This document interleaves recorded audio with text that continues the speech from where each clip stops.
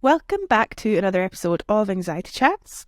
Today we are joined by a lovely girl, Josephine, who is a hypnotherapist, specialises in ADHD, autism and PMDD. Is that correct, Josephine? That is correct. That is my area of interest, and that's what I'm really interested in, helping people have a new and different approach to. So yeah, I'm really excited to be here today. Thanks. I hate to be a major boomer, but how old are you? I am 26. Cool, because a lot of times people tend to get into things like therapy and stuff when they're older. I don't know why that is. Any therapist I've ever seen has been older. Not that that's a good or a bad thing, but it's cool that you are coming to it at an earlier age than most. That's interesting that you say that, because in my brain I'm like, I'm so late to the game. Isn't that so weird? Oh no. I think that's kind of the case in most things. If we're not doing it by 20, we're and we've not studied it or whatever, we're just it's over. But I think you're in a really great age to start this. Yeah, I've been engaged with mental health forever. I was always that friend who everyone would turn to and go to. Obviously as a teenager, not in a healthy way, but I was that person. Yeah. And then have always been told oh, you have this really healing energy to yourself. But when I was a low self-esteem gal, just people say things, you're yeah, whatever. And then one day I was I think about this all the time. Is my life's work is my own mental health. And I'm so invested in guiding people through what they're going through and helping people to reframe it. That moment of, I can't do this. Mm-hmm. Well, that's so interesting that you say you are a low self-esteem gal, and you said in your bio of your Instagram, it says something about rock bottom, that you've been at rock bottom, and I feel like I also have been, but touch wood, that was rock bottom, and now it's just up from here. But it's interesting because you seem super confident now, and you must have had to do a lot of work, and it must have been really tough to get to where you are now. It's very inspiring. Definitely. I think it's do you find that where you are today, you're yeah, of course I'm here. And then you think about it and it's oh my God. I was speaking to my friend today and we were speaking about our most dopamine fiend selves, that part of you that hadn't been taught any tools or hadn't had any assistance in working through trauma and life, and that just version of you that was and so he said that he thought my version of my dopamine fiend would be an old man in my brain, but I'm no, I used to be that dopamine seeking fiends, this underweight, bleach blonde, oversized tracksuit, just crying, walking around in the street, little rat, God bless her. I think the journey has been wild. I don't know how deep can we get on this podcast? I think people are expecting us to just go for it. Okay, so I was walking. Oh yeah, anything. Walking home from my day job today, and I was thinking kind of pre-reviewing. You were going to speak about something, and I spoke to my dad a couple of months ago, and he was yeah, well, obviously you've been on this insane journey. And I think you don't really think about it from your parents' point of view because you're in it. But he was yeah, at multiple times I was fully prepared to not be here anymore. And you're just there how does an adult cope and deal with that? So my story's one of not being comfortable talking about my mental health. And it, as a result of that, just internalizing everything. I used to be a self-harm fiend. It was my favorite thing, which I can now say just with a lighter energy because I'm not in it anymore. But I was for on and off for a decade, I'd say. And just there was so much always going on. But I'm sure the same with you, we just had no language. There was no representation. We had Britney Spears, Paris Hilton, Lindsay Lohan. They were the girls with mental health issues in the media being vilified. And I think from what I understand now from my hypnotherapy training, on a subconscious level, that was teaching all of us, you are not safe to be mentally unwell. You better suck it up. Yeah. Don't tell anyone. How many of us have been I don't want to talk about this because I don't know what's going to happen. That fear of the unknown, that fear of not being loved or engaged with off the back of telling our truth is crazy, and is definitely a part of my story on multiple levels. This fear of being open and honest about life. which is wild now because now my whole existence is like, hi guys, we're going to talk about the menstrual cycle. Oh, I am all about the menstrual cycle. I absolutely love that you talk about the menstrual cycle. It gives me so much joy. And I know adults in my life now. I mean, I apparently am an adult, I don't know, but like adultier adults than me who would never talk about periods, never contraception. You know, I think it's still like really difficult for some people to talk about. You talk about periods and like, oh my God, oh my God. And it's really cool that on the internet you can shout about, hi, we all bleed. Yeah. And it is crazy. My friend yesterday was like, you live in a bit of an echo chamber, Jose, where people do talk about the variety of labels and ADHD and autism and menstruation, but like that's still not normal and it's still not mainstream, which is so insane. Because I feel like for me, like my mental health journey is like someone gave me a bingo card of like anything that you could experience. And I was like, yeah, I'm going to really go for goals. Like, let's just do all of these. But the only really, the shift started to come when I started to look at my menstrual cycle and started working with my subconscious, which happened at the same time. And the hypnotherapy really helped in being able to like sync up with my cycle. I feel like the menstrual cycle is like the foundation of our physical health, like it's all of our health, our mental health especially. Once we understand what our body's actually running on, then we can start to place ourselves into that cycle instead of constantly being like, why do I feel overwhelmed today? Why do I feel really sad today? Especially hungry today. Because I think for me when I was younger, if I felt depressed one day, I'd then be like, oh my God, this is it. I am now depressed for the next who knows how long. Yeah. And that's right. Whereas I think if we notice like a dip in mood and we can go, right, I am on cycle day, oh look, 14. So that means I'm probably ovulating. Our hormones are doing this, okay, we're having like that surge. It makes sense that I'm having this slightly unstable feeling reaction. It's so interesting, isn't it? And it's also like, I think that's very much a Western medicine thing that we have. That's like, you know, what is your symptom? This is my symptom. Okay, we're going to cure that one symptom. Whereas I know like whenever I've gone to like acupuncture or something, the first thing they ask is like, you know, when was your last period? Do you know much about your periods? They're so into that. They're so into that. And we're kind of like, oh, you're totally right. We're so like not entwined with our own menstrual cycle, which is like the foundation. Like you said, it's so important. I have the Flow app I'm sure you have an app too, that it's just so handy to be like, hang on a minute.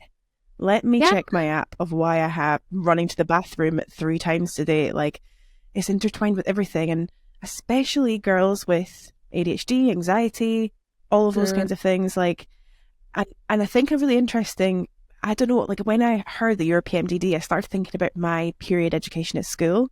And I remember our teacher splitting the girls and the boys, and then they gave us loads of tampons. They were like, you can try and open them if you want. And that was pretty much it. Which is crazy. And I love that they're like, guys, here are your chemically like filled tampons, like enjoy, have fun. It's so interesting. And I think as well, like the way that we're presented our periods is this thing of like, oh, I'm really sorry. Enjoy the pain, the annoyance, the shame. Like we're sold it as a point of shame. And we're there and we're talking about menstrual blood, like, oh my God, so gross, like so disgusting. You can consume it and you're going to be fine. You can use it as a face mask. You're going to have glowy skin. You're going to feel great. We love the stem cells, which I think if you're listening to this being like, what on earth is being talked about right now? I completely understand it because like in the world, we are like, see, I'm trying to not use the word brainwashed. Hypnosis is essentially used against us. Like we are given and presented these belief systems. Your period is embarrassing, it's gross, it's disgusting, when really, like we say, it's this incredibly potent, powerful foundation, which as soon as we begin to tap into it, you're then tapping into yourself. And I think as well, it's insane that we're presented periods as like, oh, this is your body betraying you. So you're already teaching young people with wombs to almost not trust their own bodies and their own beings. And if we don't trust ourselves, I mean, that's just setting someone, how can you be successful in feeling good in your body if you're like, there's an enemy within, instead of so true. There's a set of symptoms, even like menstrual pain, which is very common, but it's not normal, it's like, right, instead of this being like something I need to douse out and be like ignoring or just trying to like stamp out, why is this happening? What's going on? Could it be the endometriosis root? Is there emotions that have stagnated that are wanting to be looked at? And I think as well, like with the womb space, it is such an emotional center that I'll go out on a limb and say that the majority of menstrual issues that we experience do have that emotional root cause, which is where the hypnotherapy piece comes in, because you can go in and directly speak to your body and be like, all right, mate, why are we doing this? All right, you want me to feel seen, heard, understood. Okay, rogue way of going about it, but cool, now I can work with you. But I understand you. Yeah. I really like that. And a question I get quite a lot that I also ask is like, because I'm quite into periods too, is my friends have been like, you know how there's like the cycle, there's like, you know, you bleed for usually around like 3 to 5 days, whatever it is. And then in the middle, you kind of get your ovulation window. And then, you know, you're back to a couple of weeks later, you're back to your period. And that's kind of how it goes. But like I've found sometimes that on my period, I can be super awake. I'm on my period right now, by the way, don't tell anyone. But I can be super awake. I know, maybe you could tell Josephine. But like I've sometimes felt my period great, and then my ovulation felt really awful. And women, you know, it's usually portrayed and it's, you know, taught that ovulation is the time that you feel really great and you're able to produce a child, and like that's the time you're meant to be really awake and really alive. But a lot of people don't have that experience. So what would you suggest for that? Oh, brilliant question. So I studied with the Red School and they touched on this, which I found really interesting. So when I was studying with them, I was experiencing chronic fatigue, and most of like the lessons I was spent on my side, just like, am I real? Whatever we were talking about, I don't really get. So it was a real breath of fresh air to have them be like, look, your cycle is so individual and so personal to you. And I also find that when I'm ovulating, I also am like, oh, this is quite intense. This is a bit much. Like that inner summer season can be too hot, too intense. You get that rushing sensation. And I think we're often told to, during our bleed, rest. I always say like rest to invest in your next cycle. But it's really important to allow space during our ovulation as well. So while we're often told, oh, this is the time to be speaking, doing podcasts, presenting, seeing friends, really being super social. Yes, allow some space to lean into that if that's what you're feeling pulled to do. But I think the real crux of being cyclical and having that womb wisdom within all of us is really tuning into what we need. And so many of us, especially like us neurodivergent lot, we're like, what I really need is, space. And what I've been trying to do with myself is that I'm like so many of like incredibly creative, like making things is my favorite drug ever. So good. So instead of pushing myself to like go to the pub, which I don't love, unsurprisingly, it's like, right, let's create space to make something. And it doesn't have to be good, but we are moving those emotions, those energy and motions up and out of your body. What does your womb space want to express? And then through it, you're moving all of that intensity out into something. And then also you've made something really exciting, which can be like a bowl of cereal to a painting. Like, yeah. It's so personal, isn't it? That's such a good point. That's really, really helped me understand that, because like, yeah, everyone's different. So obviously their menstrual cycle is going to be different. It's just such a shame we're not taught about that kind of stuff, because it's so important. And you're right, especially for, you know, people that don't have a neurotypical brain, and we might need different things at different times, and that's okay. And am I right in thinking that you suffered from PMDD, or maybe still do? So I experienced PMDD from my first period. So like I started self-harming exactly around the same time that I started menstruating, but I love my family so much. We live in a culture of silence. No one taught my mum about periods. No one taught her mum about periods, and like so on and so forth. So we've always just been like blindly going through it. Now, I love my mum so much. She presented me with a lot of books about periods, which I think seeded this thing of like, let me just learn about what's going on, which I really like that she presented that early, like, here's all the information. Will we speak about this? No, I don't know how, but here you go. Yeah. And I think no one really spoke about the link between mental health and menstruation to me for a long time. So I found when I was a teenager that, like I said before, I was the friend that people would come to, but I'd get really jealous because like they'd go through really, really challenging patches, which you kind of forget about when you're not a teenager. But like, we did not want to be here, did we? Like, we were ready to tap No, out. we were not okay. But then they would move through it and I'd still be there. And I was like, what is going on? Like, how come everyone else gets to move on? Why am I still here? The classic thing of what's wrong with me. And I bought into the whole like chemical imbalance theory that was never proven, everyone. That was trash science for a while, and kind of really internalized it as like, oh, it's a me issue. And it was just horrific, like really quite awful.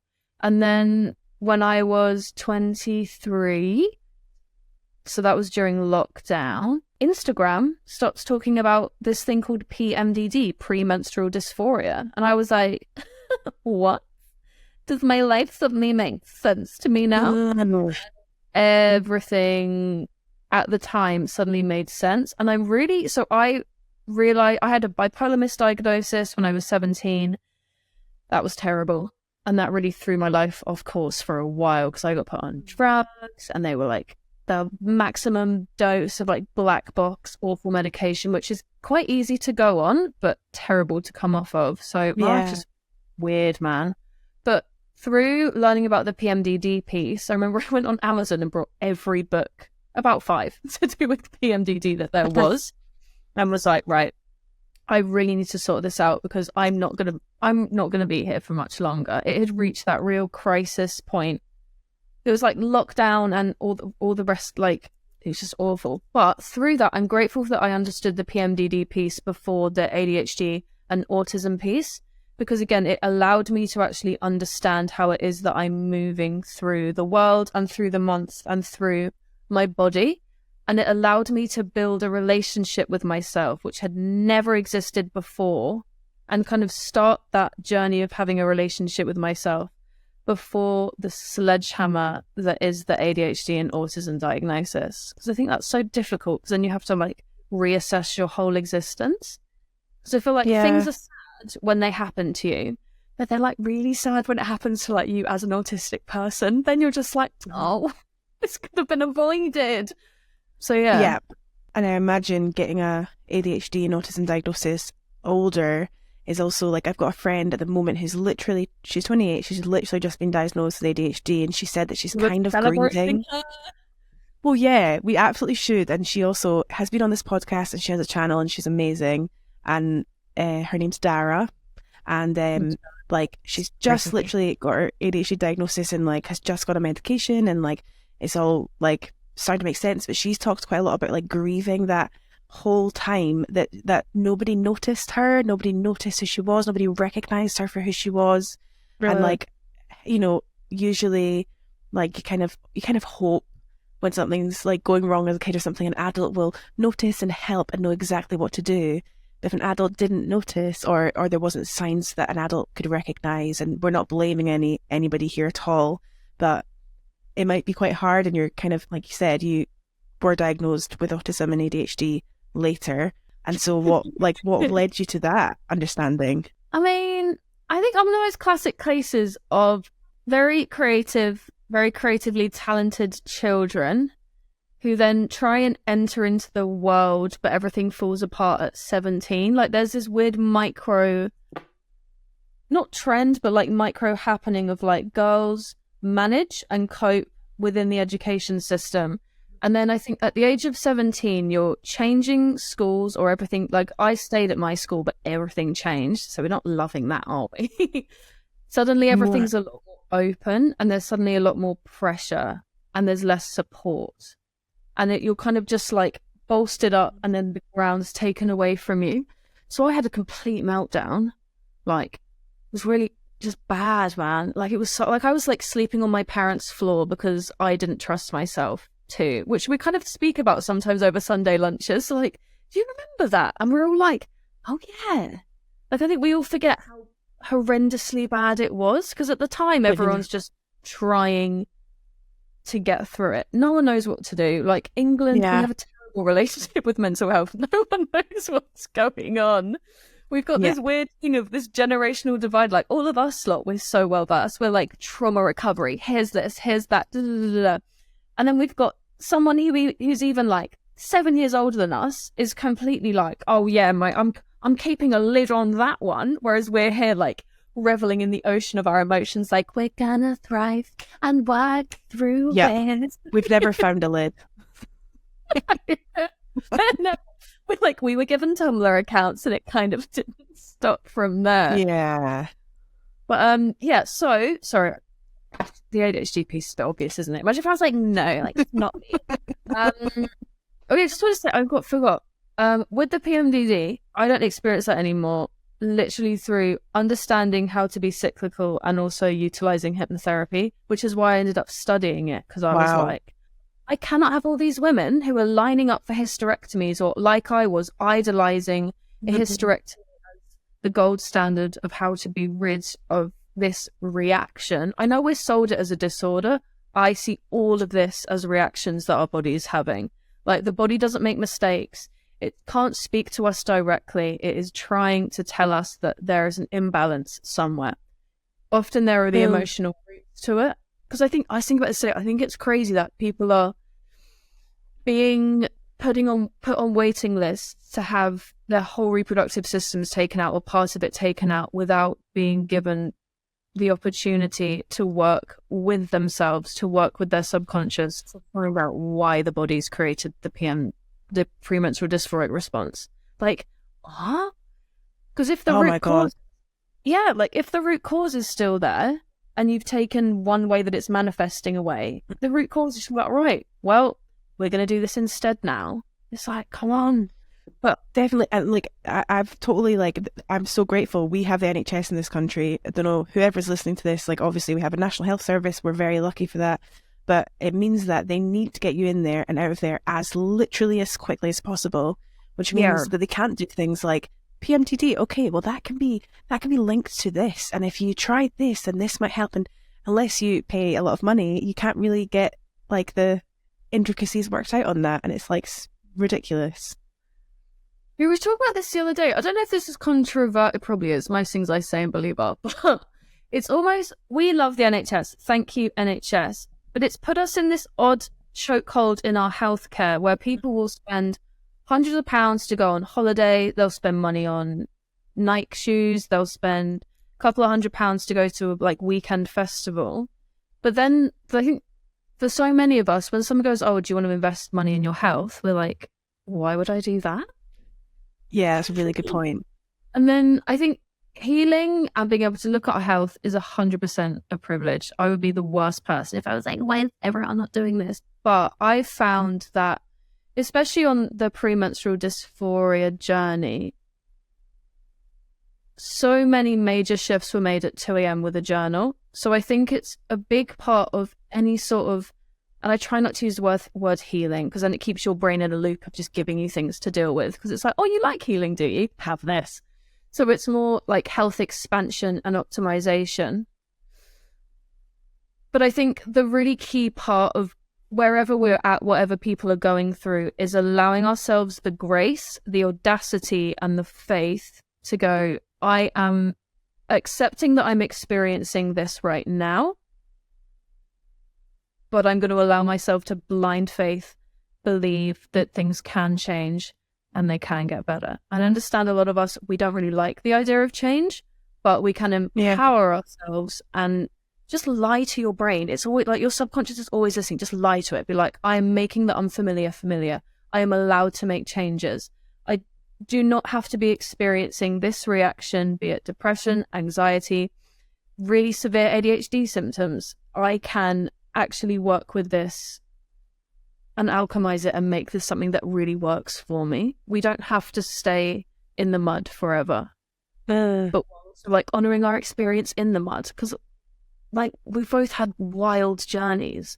Yeah. I need to honor 21-year-old me who was just like a slow suicidal gal for like ages, while also being like, that's happened, but we are actually allowed to move on. We don't have to. I think we're often given these labels all different types of labels, which are really like a list of symptoms of something we're currently experiencing. I think when we're finding the root cause of what's going on, you are allowed to transcend and move on from that label. Like, I don't know if this, like, I often, when people come to me and they'll be like, oh yeah, my anxiety, we've spoken about this before, like a little bit, but I always have to stop people right there and be like, look, I get it. When we're struggling, we need to identify with something, and we almost need to be able to hold something up and be like, I'm not doing this, or I can't do this, and like, thank you very much. Here's my like permission slip, my explanation.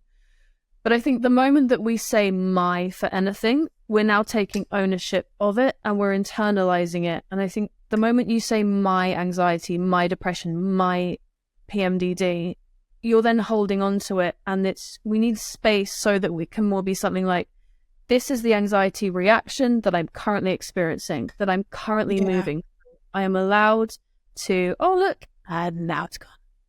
Yeah. If it becomes our identity, it's very dangerous, because then you're stuck. What a good, like, that's an amazing way to look at it that I've literally never come across before, because I've actually been thinking recently, like, I'm often kind of saying things like my anxiety, my agoraphobia, and also like how much of that then becomes intertwined into your personality, and so then letting that go can be really hard. And I don't know who I am, if I'm honest, without anxiety. It's something I've always really struggled with in a massive way, and so it might be scary for some people to kind of let go of that, even though deep down, you know, we're kind of probably tell ourselves, no, I want this away from me as soon as possible and as much as possible. I think, you know, that's a really good, really, really great point that you've just made of being like, yeah, no, and also something that maybe we should note here is if you're somebody that's listening and you have struggled for a really, really, really long time, we're also talking to you, because I think sometimes I've been guilty of being like, yeah, other people can get better, other people can blah, blah, blah, blah, but I am a different case. Like mine's is really bad. Mine's is worse than that. And, you know, like, me. Yeah, there's Mine's much worse. Not me, but we're talking to you, whoever's listening. We are talking to you. Like, I was as depressed as it gets. Black label, awful depressed. 15 years. Moved through it. Now, is it easy? No. But, no. Like, it's just that allowing yourself the grace to be like, do you know what? Maybe things can be better. Fuck it. What have I got to lose? Literally nothing. Exactly. I'm not sick of being sick. I'm not here like, guys, I'm like completely fine now. Guaranteed this evening I'm going to be lying on the floor like, decompression time. Last week I was eating dairy and chocolate. I felt awful, but I think now it's the point of going, right, I feel horrific, but now I know what to check. Have I been creative this week today? Have I had enough sunlight? What have I eaten today?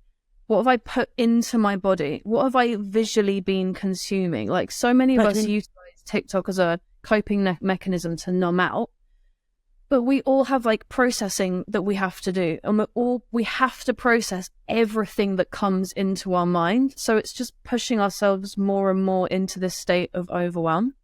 Like, it's so interesting, and it's such a tricky one, isn't it? Like, this is the first time we've been in a situation like this with social media, it being at this point.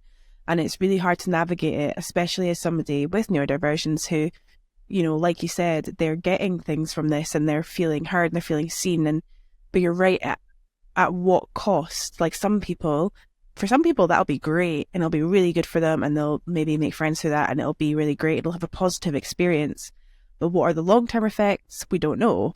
What if somebody, there's just so many things that could go wrong with that. And also, as somebody, I'll be totally honest, as somebody with anxiety, sometimes it feels frustrating to me to see people talking about anxiety. And everybody's entitled to their own experience, and talking about their experience. But, I feel like, that's not anxiety. If, people talking about things, and I'm like, are you just talking about this because you know this? And this could be really controversial and something I shouldn't say on this podcast, but like, let's go. I actually really struggle with this day in, day out. It's hell over here. And you are perhaps doing that for views. I obviously will never know that.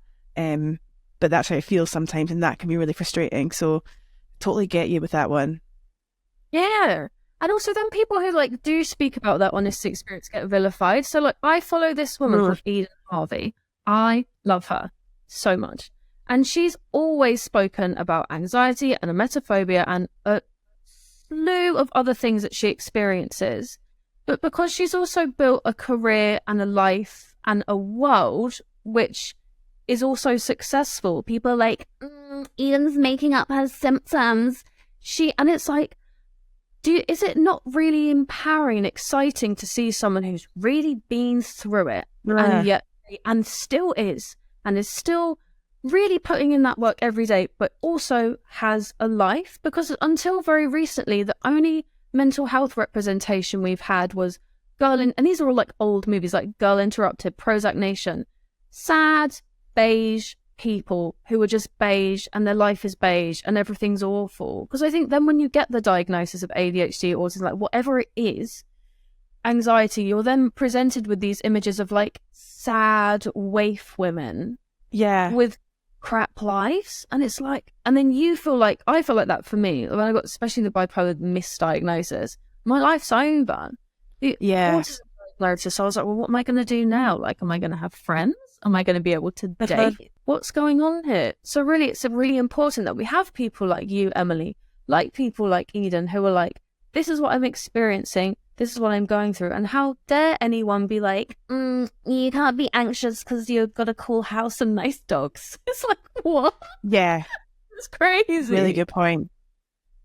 Totally. And yeah, like I think people can also be two things at once. Like they can be somebody that is really good at their job, really successful, has two dogs, has a really nice house, and somebody that struggles with anxiety. And yeah, nothing ever has to be like a sentence of like, you know, it must be really hard to get a diagnosis of autism and be like, well, what does this mean now? What do I do now? And I think, like you said, that's because in the media it's been portrayed. Oh God, don't even talk about the Sia film that she made about autism. That was horrific. I haven't seen it, but it sounds terrible. I don't really like Sia. For some reason, she just... Man, it's really sad and offensive. And that's our autism, you know, that's how people are portraying it. And so, yeah, I think it's really good that so many women online are talking about their various situations. I think that's really cool. And I think we need to keep doing that. But I think I get what you're saying about like, yeah, it's really cool actually what you're saying about like it kind of feeling like a hypnosis thing, and it's almost like a sedative and it's relaxing, and so people are kind of getting lured in and it's like, oh yeah, this feels really nice, and you know, then the likes start coming through and even more dopamine comes and it's like, oh, this can be my life, and that's really great. But it's like, where do we draw the line between being like, yeah, but we need to stay in the real world too? I think there is just, I don't think there's an answer, because like we live in a capitalist world. Anytime that, because you could turn around and be like, well, Josephine, you're offering hypnotherapy and you're angling it towards autistic people who experience ADHD and people who experience, like, how is that any different? I don't have an answer for you, in fairness. I think I do have to check myself regularly when I make content are you creating content based on pain points, or are you offering solutions? And like, that's my rule with me. Like any stories that I share, it's always to try and be like a fable of, here's what I did. Maybe you want to make a different choice. Here's some solutions that you can take. Here are some hypnosis audios that we can utilize. Because it would be too easy to be like, being overwhelmed with bright lights, am I right, ladies? Come and do hypnosis. Want to kill yourself every month? What? Like, that's cheap. I think it's more interesting to have the challenge of presenting people with the world that maybe they want to move towards. And again, like with anxiety, I think hypnosis is brilliant because it can take you out of it. You're physically changing your brain state, and like our physiology. Like I know we all think, or some people think, that mental health, it's all in our heads, but we feel these sensations. There's no point even being like, oh yeah, serotonin's made in the gut. We know, we understand. But it's worth looking at that, because then in the realm of hypnotherapy, you can put yourself into trance super easily. We can do a thing at the end if you want. And then you can now be telling yourself, right, here's how I want to feel. I feel this way. And it's wild. You just feel yourself being like, this is very nice. Because like for years when I was anxious for so long. It's less intense now, but I was like anxious every day for years and years and years and years and years, to the point where I was like self-medicating with weed every day, because otherwise it wasn't going to happen. Which that I'd had hypnosis then, because instead of having to like burn loads of cannabis and money and all the weirdness that comes with like buying drugs in autistic person is very stressful, okay? Yeah. Touring, yeah. The social cues. Yeah, 100%. I wish I'd had hypnosis then to just take myself out of whatever it was that I was experiencing, and I get to reprogram and recalibrate how I want to feel. Because I think that's what I'm really interested in, is going, right, let's honor and really appreciate what it is that you've moved through. Let's begin to create safety in where you are now. And also, here are some options of where you can go. You can take or leave any of them, but it's just that needs to give people the information that they've got options. We don't have to stay stuck. Life doesn't have to suck forever. You don't have to be crying on the floor of your parents' house or on the bathroom forever. But God bless us for having that experience at the same time. Absolutely. Yeah. Always honoring that part of us, always like respecting that part of us and loving it, and then moving forward as much as we can. Yeah. Like, so could you do like a bit of hypnosis? Like, what would, I can't use words just now for some reason. Hypnosis, please? Question mark. We do it at the end, because we could end with that, or is that what we want to end with? That'd be amazing. I usually end with you telling me a story about anxiety. Either is totally fine. Whatever would work. Can I do both, Baltimore? Wait, no, I don't think I have My life has been underpinned with anxiety. I think a lot of my choices and decisions have been undermined by it. I think it was... I don't have like a funny one, if that makes sense, or just like a bit sad. But I think something that I would like to share is that when now I notice myself being like, oh, it's here, I go, right, now I'm noticing there is an influx of energy in like that nervous feeling in your like stomach and your womb space. I'm noticing that's here, and I go, right, what does that want me to do? Because I need to now put this energy somewhere else, otherwise everything's going to get weird. So I'll then like pair it with a movement, be it a shake break, be it going and like trying to vocalize and like engaging our breathing system. Humming's really good, but my go-to is I take 2 super deep breaths in like on top of each other. So I go and then out like a straw.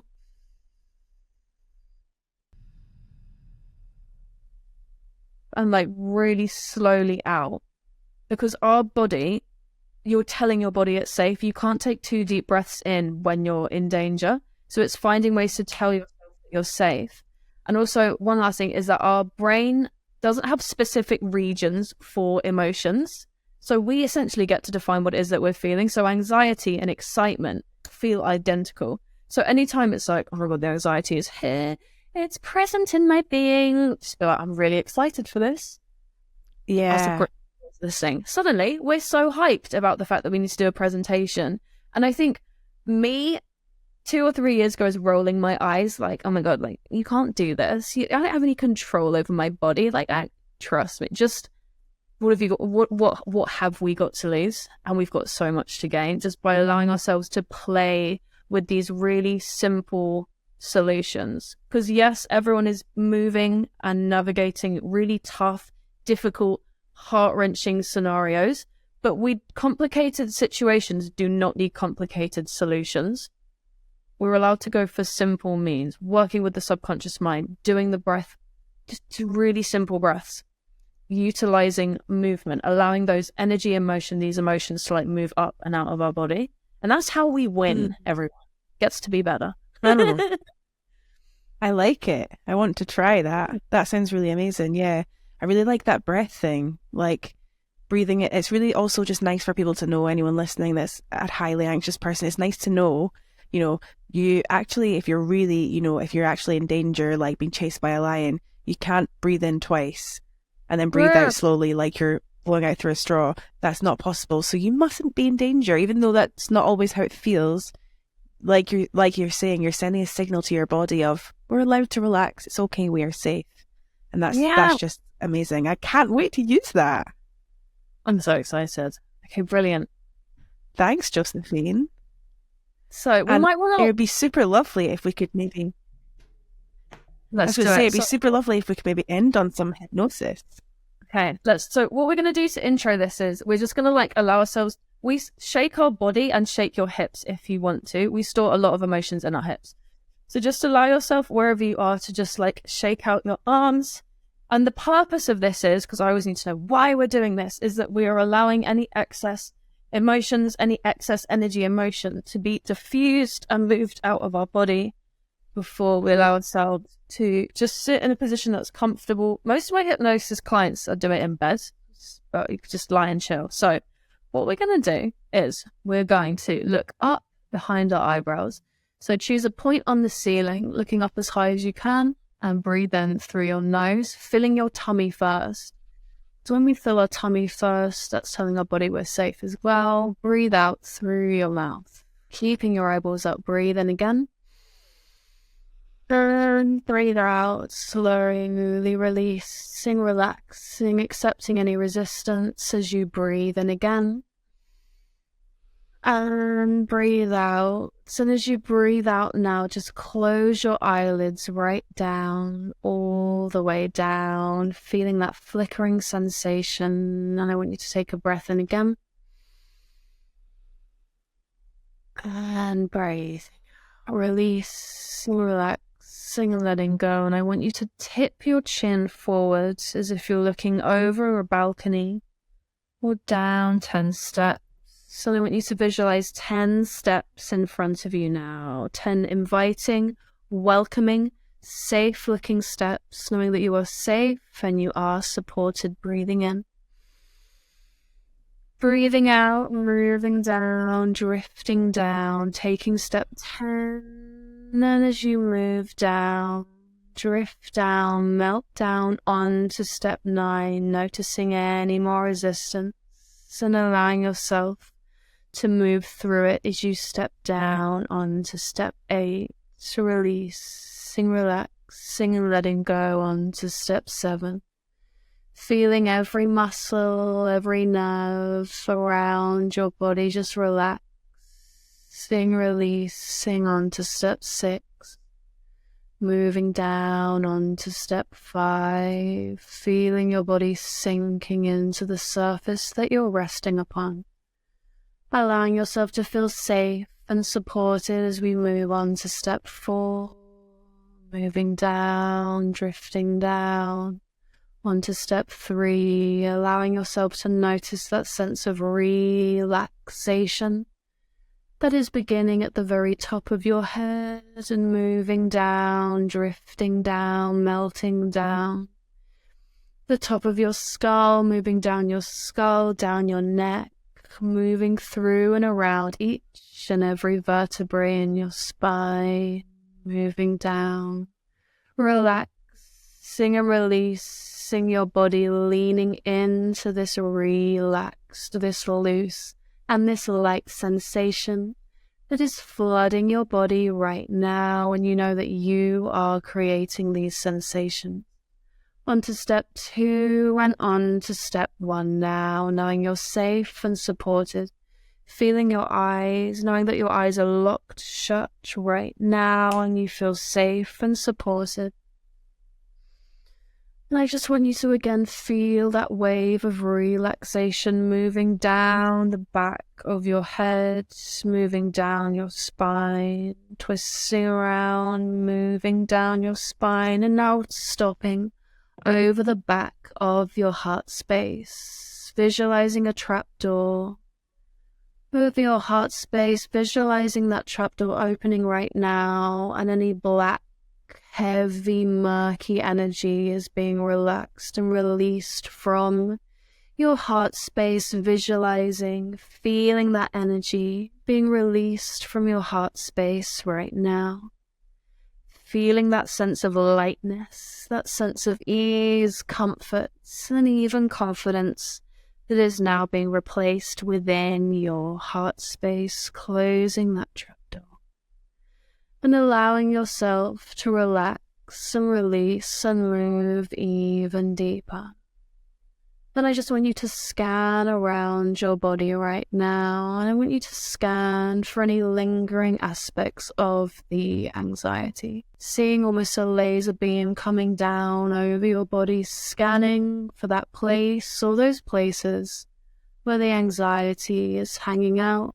And I want you to identify the color, the shape, and the shape of the edges of what we are identifying as this anxious energy. These spikes in cortisol trying to tell us, and zoom in to these places where the anxiety is within your body and within your being. Really seeing it now, looking directly at the anxiety. And I want you to ask the anxiety, what is it that you are trying to do? What is it that you are trying to achieve? And either out loud and in your head, repeating after me, say, I am the part of myself that came up with the anxiety. And the reason that I came up with the anxiety is, allowing that answer to flow. All the time, I am the part of myself that came up with the anxiety. And my purpose for doing this is, time I am the part of myself that came up with the anxiety, and my intention for doing so, my intention for creating that anxiety is, and just allow that answer to flow into your mind. I want you now to review what has come up. Maybe it's nothing, maybe it's darkness, and we're going to see that darkness as an invitation to return here and to connect in with your body.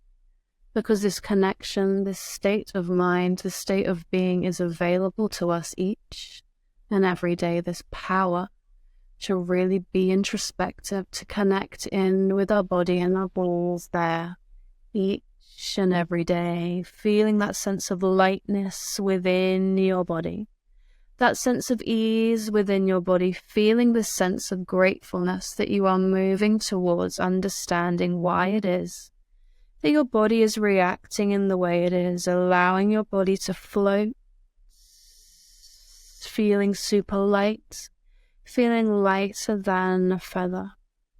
And in your heart space right now, I want you to allow yourself to create this real sense of warmth, this sense of love, this sense of excitement, this sense of creativity, that something is being birthed here. And what we're birthing here is this real movement into connecting in with yourself, to understanding yourself, really generate this sensation of happiness, of joy, of connection within your body. And again, telling yourself, what shape is it? What color is it? What do its edges look like? Identifying that. And right now I want you to double that sensation, doubling that happiness, doubling that pleasure that you are experiencing, doubling it again, leaning into that sensation, allowing this sensation of joy, happiness, contentment, and pleasure to overpower and overrun those areas with anxiety, seeing this beautiful energy that you are creating. Now going over to the areas where the anxiety is, and just see the anxiety morphing to mimic that of the joy, of the happiness. Feel that power beginning to increase, to radiate, until your whole body is an absolute body of white, beautiful light.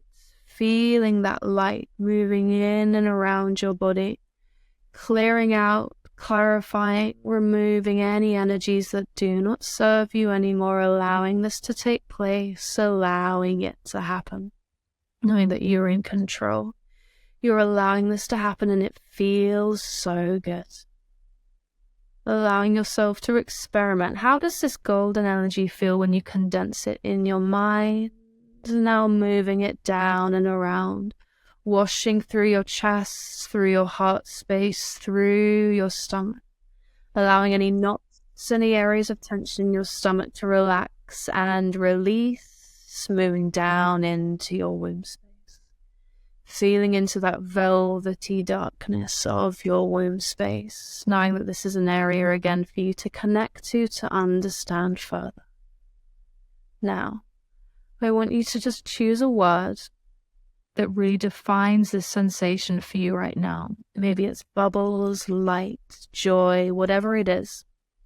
And see that word in your mind's eye right now. Really visualize the word you are going to define your current sensation with. Seeing that word, feeling that word, and right now you know that we are locking in that word. And any time you wish to feel this sensation, feel this experience, whether you hear the word, see the word, or write the word, you know that this feeling, this sensation floods your body right there, right then. You're locking it in. You're allowing it to be so. You know that you are in charge of your subconscious mind, and you know that's brilliant. Because when we allow ourselves to control and influence our thoughts, we can then influence the way that we feel. This then influences the way that we act and the way that our life is allowed to pan out from our points of view. Knowing you're wonderful, you're brilliant, and you are fantastic. Allowing yourself to feel even lighter. I want you to take a deep breath in. Looking in the sensation even more. And as you breathe out, feel that gratitude to yourself for taking this journey, for trusting in yourself, building that relationship with yourself up even more. And I want you to just bring your attention up to the back of your eyelids, bringing your focus up to the back of your eyelids as you breathe in again. Then you're going to return to full consciousness on the count of 5, breathing out, release. Sing this journey on the count of 4. You are noticing where you are in the room. On the count of 3, you are becoming aware of your limbs, of your extremities. On the count of 2, feeling present and centered in your body. And on the count of 1, just allow yourself to open your eyes and come back to full consciousness right now.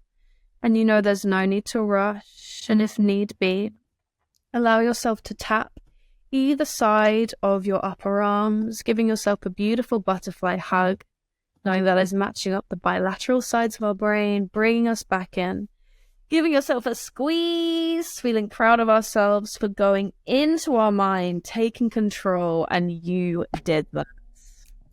Snaps, everyone. Thanks for coming to my improv anxiety hypnosis. Loved it. That was like such a nourishing, well, this has been the most nourishing podcast episode ever. I just feel like you've just given me a beautiful gift. Thank you so much, Josephine. That's like amazing. I've actually never done hypnosis before that I can remember, but it's almost like meditation stepped up, because meditation you can become quite passive in. And for me anyway, I notice myself drifting constantly and I find it hard to be there. But hypnosis has got that extra, I think it was with the clicks and with like being there, it's got that extra thing that helps. Good. I wonder if that's my next step forward. Honestly, like, it's just so exciting. You really do get to completely change the way that we respond to everything. Like, I did a session recently for PTSD and it's changed everything. It's so interesting. And it's always just there whenever we're ready. So you've given me such a gift, Emily, of providing space for me to be seen and heard and listened to. So thank you so much for having me. This has been brilliant. Oh, thank you so much, Josephine, for being here. It's been really amazing.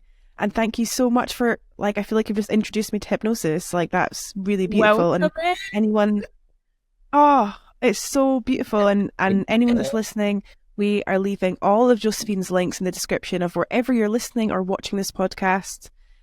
Please go and check her out, because she has so much, a really, really amazing content on everything you can think of. She's really a good person to be following and knowing. And thank you, everybody that's listening just now. And I hope that you're all doing well. And we will see you again soon. Goodbye, everybody.